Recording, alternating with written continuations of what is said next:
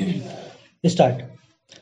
सभापति महोदय, आपके माध्यम से मैं राजभाषा समिति से प्रार्थना करूंगा कि वह अपनी अंतरिम रिपोर्ट सरकार को दे दे, ताकि इस संबंध में जो ढील है वह दूर हो।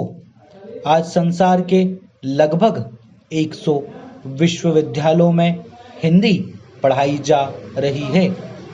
दूसरी तरफ हमारे देश में हिंदी या क्षेत्रीय भाषा नहीं पढ़ाई जाती है।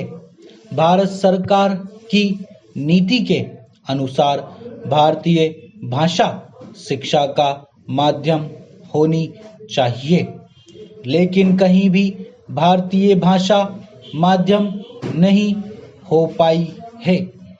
हमें इस बात का प्रयत्न करना चाहिए कि वह शिक्षा का माध्यम बने।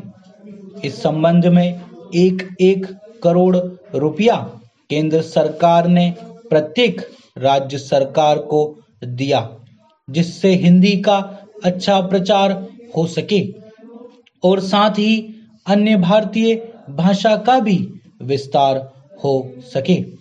किंतु लगता है कि उसकी गति बिल्कुल धीमी हो गई है। इसकी भी जांच पड़ताल होनी चाहिए।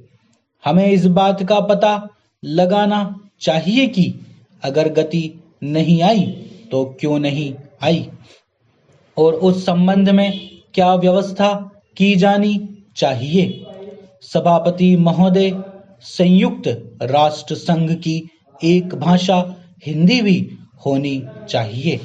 यह मांग बराबर उठ रही है, किंतु होगी या नहीं और कब होगी यह दूर की बात है। अभी हमारे देश में तटस्थ राष्ट्रों का सम्मेलन हो रहा है।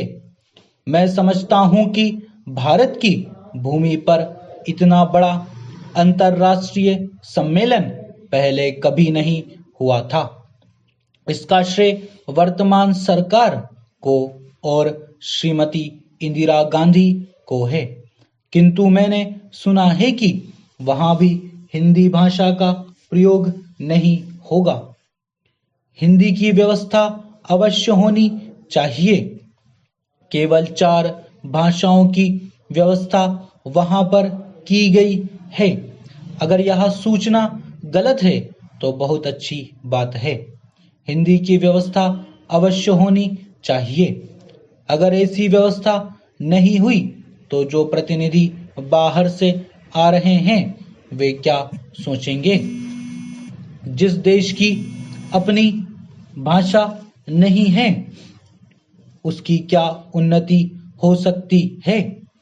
इसमें भारत के ही नहीं बल्कि सारी दुनिया के देशों से लोग शामिल हो रहे हैं। उनमें से बहुत से हिंदी जानते हैं। मैं सरकार से कहना चाहता हूं कि हमारे पास सुविधा है और साधन की भी कमी नहीं है। इसलिए मैं सरकार से प्रार्थना करूंगा कि कम से कम तटस्थ राष्ट्रों के सम्मेलन में हिंदी की व्यवस्था होनी चाहिए। मैं यह भी कहना चाहता हूं कि हिंदी के संबंध में जो कानून बने हुए हैं उनका पालन अवश्य होना चाहिए।